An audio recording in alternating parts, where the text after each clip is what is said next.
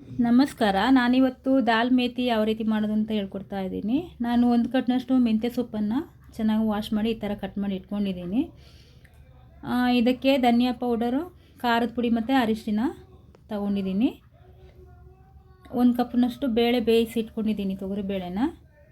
ಮತ್ತು 2 tomato medium size, 1 ಈರುಳ್ಳಿ, ಕರಿಬೇವು ಸೊಪ್ಪು ಮತ್ತು ಶುಂಠಿ ಬೆಳ್ಳುಳ್ಳಿ ಜಜ್ಜಿಟ್ಕೊಂಡಿದ್ದೀನಿ. ಬಾಣಲೆಗೆ ಎಣ್ಣೆ ಹಾಕ್ತಾಯಿದ್ದೀನಿ. ಸಾಸಿವೆ ಹಾಕಿ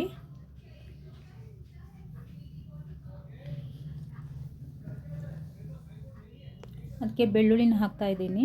ಇದು ಹಾಕಿ ಚೆನ್ನಾಗಿ ಫ್ರೈ ಮಾಡಿ ಈರುಳ್ಳಿ ಮತ್ತು ಕರಿಬೇವು ಹಾಕ್ತಾಯಿದ್ದೀನಿ. ಇದಕ್ಕೆ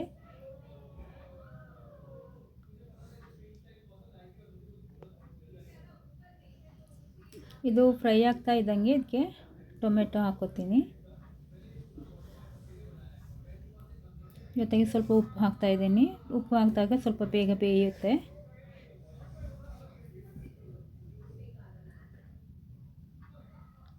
ಮುಚ್ಚಳ ಮುಚ್ಚಿ ಒಂದು 5 ನಿಮಿಷ ಬಿಡೋಣ. ಇವಾಗ ಇದಾಗಿದೆ. ಇವಾಗ ಇದಕ್ಕೆ ಮಸಾಲೆನ ಹಾಕಿ ಚೆನ್ನಾಗಿ ಫ್ರೈ ಮಾಡ್ಕೋಬೇಕು, ಹಸಿ ವಾಸನೆ ಹೋಗೋವರೆಗೆ.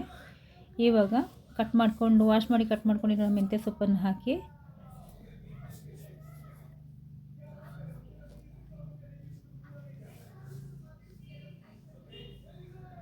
ಚೆನ್ನಾಗಿ ಮಿಕ್ಸ್ ಮಾಡ್ಕೊಳ್ಳೋಣ. ಇದಕ್ಕೆ ಸ್ವಲ್ಪ ಉಪ್ಪು ಹಾಕ್ಕೊಂಡು ಮಿಕ್ಸ್ ಮಾಡಿ ಒಂದು 5 ರಿಂದ 6 ನಿಮಿಷ ಮುಚ್ಚಳ ಮುಚ್ಚಿ ಬೇಯಲಿಕ್ಕೆ ಬಿಡಬೇಕು. ಇವಾಗ ಇದಾಗಿದೆ. ಇವಾಗ ಇದಕ್ಕೆ ಬೆಂದಿರೋ ಬೇಳೆನ ಹಾಕಿ ನಮಗೆ ನೀರು ಎಷ್ಟು ಬೇಕು ಅಷ್ಟು ನೀರು ಹಾಕ್ಕೊಂಡು ಮಿಕ್ಸ್ ಮಾಡ್ಕೊಳ್ಬೇಕು.